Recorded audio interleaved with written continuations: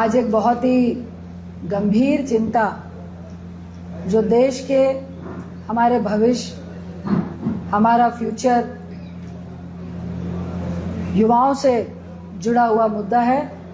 और ये मुद्दा ही नहीं है, हम आपके सबके घर की, नौकरी पाने की, पढ़ाई करने की और इस शिक्षा के व्यवसायीकरण के कारण छात्राओं के दर्द की पीड़ा है, जिसको लेकर छात्रों की गूंज का आह्वान माननीय राहुल गांधी जी के नेतृत्व में हम सब ने किया है। और हम सब युवाओं के साथ, उनकी पीड़ा के साथ, लगातार उनके संघर्ष के साथ खड़े रहने का भरपूर प्रयास कर रहे हैं, जब तक कि हमारे देश के छात्र छात्राओं को न्याय नहीं मिल जाता है। आज देश की परीक्षा प्रणाली अब चयन नहीं है, अस्वीकार की मशीन बन चुकी है।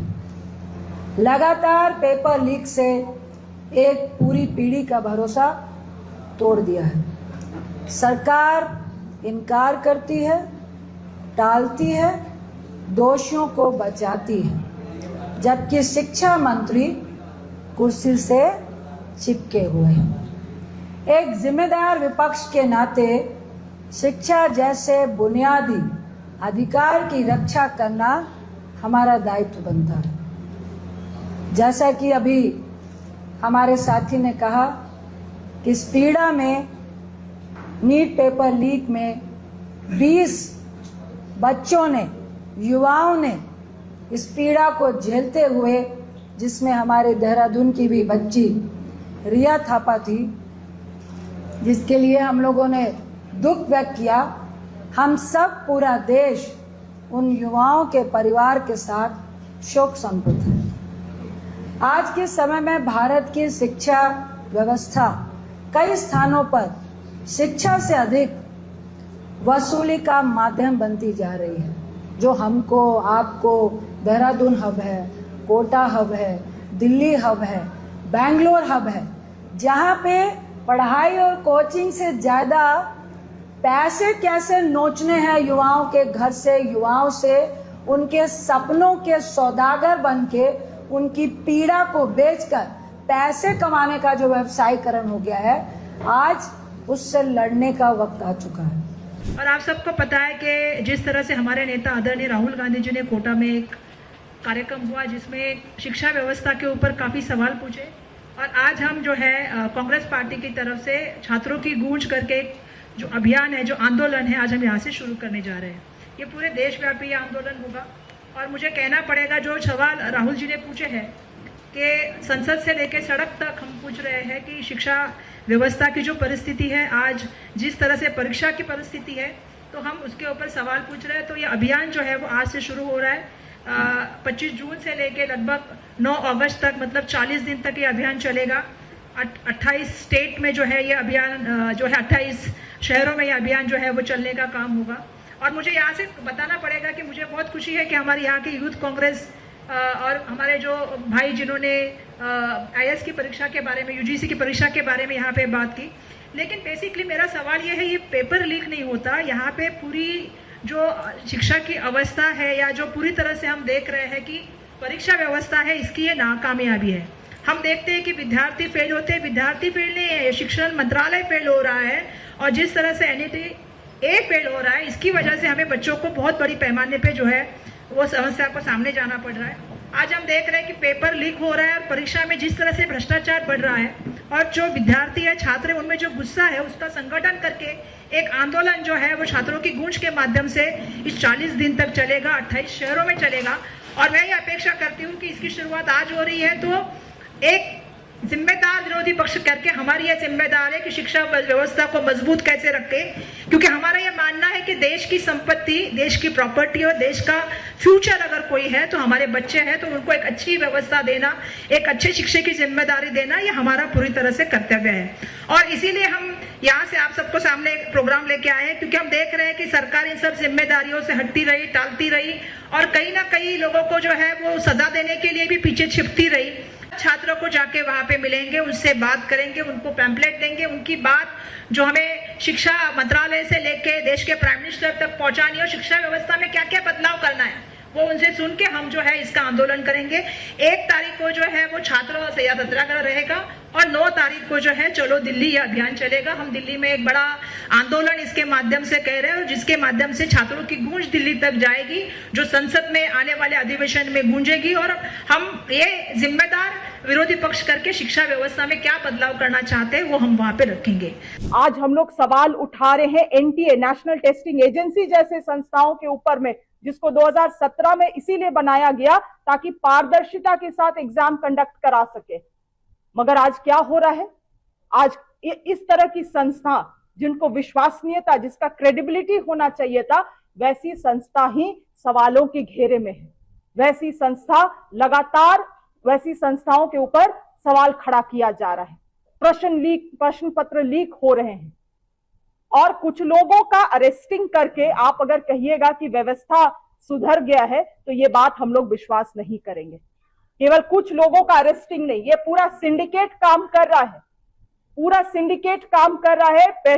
प्रश्न पत्र जहां से प्रिंट हो रही हैं, एनटीए, सरकार, सभी लोगों का मिली भगत है इसमें।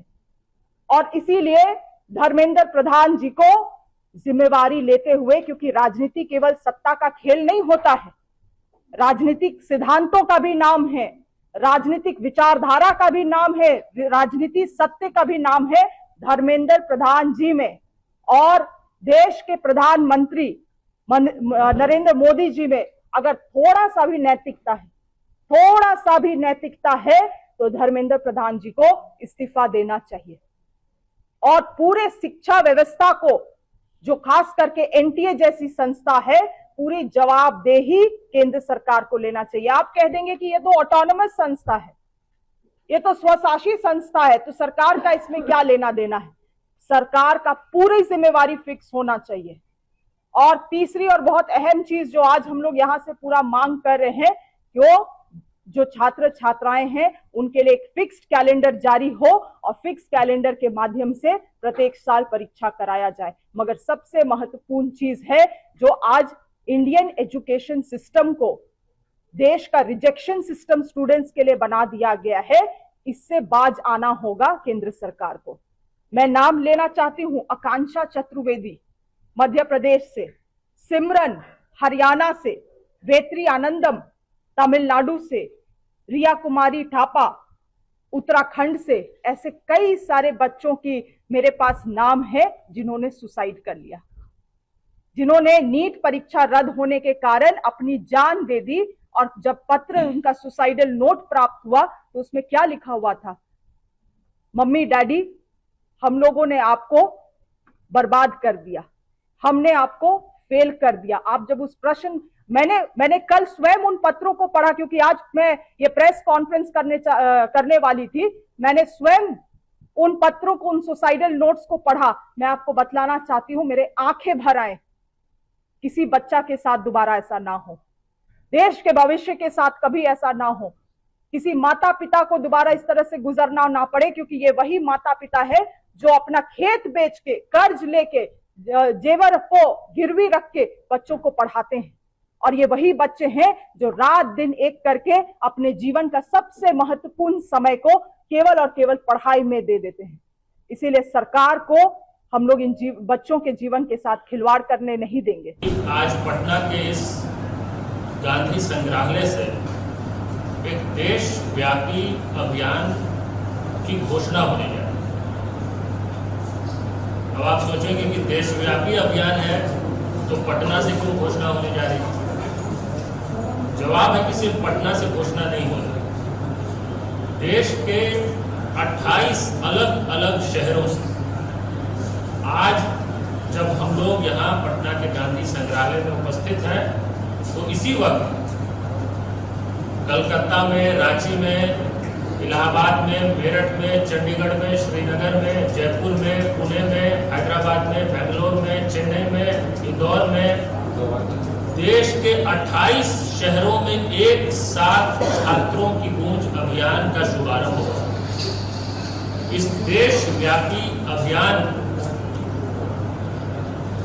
में हम क्या करेंगे और हम इस अभियान की क्यों शुरुआत कर रहे हैं, ये दो प्रश्न आपके मन में आना चाहिए।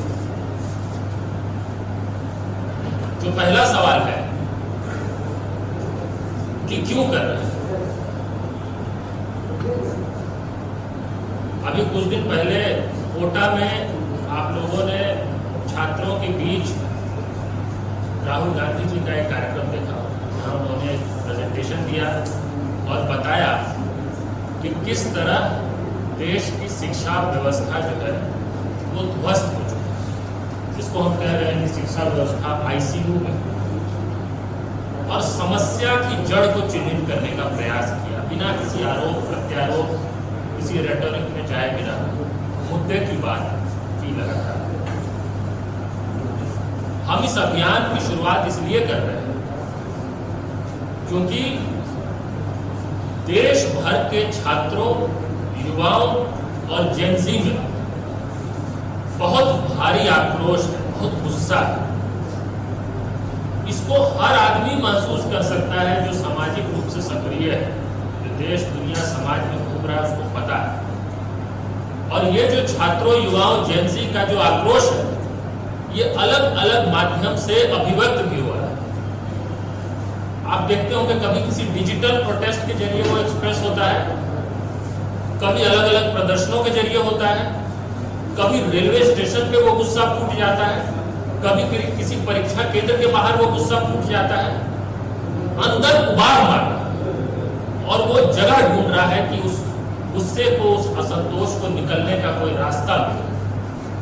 आप समझिए, दुनिया के सबसे युवा देश के युवा अपने भविष्य को लेकर इस कदर अंधकार में इतना फ्रस्ट्रेटेड हो चुके हैं कि कोई भी मौका मिले अपने असंतोष को एक्सप्रेस करने का तो मिलजुल के, बिना किसी लीडर के, किसी पार्टी के, किसी फोरम की उनको जरूरत नहीं पड़ रही है और वो अपने गुस्से को जता रहे हैं। देश गुस्से में है, देश का युवा गुस्से में है।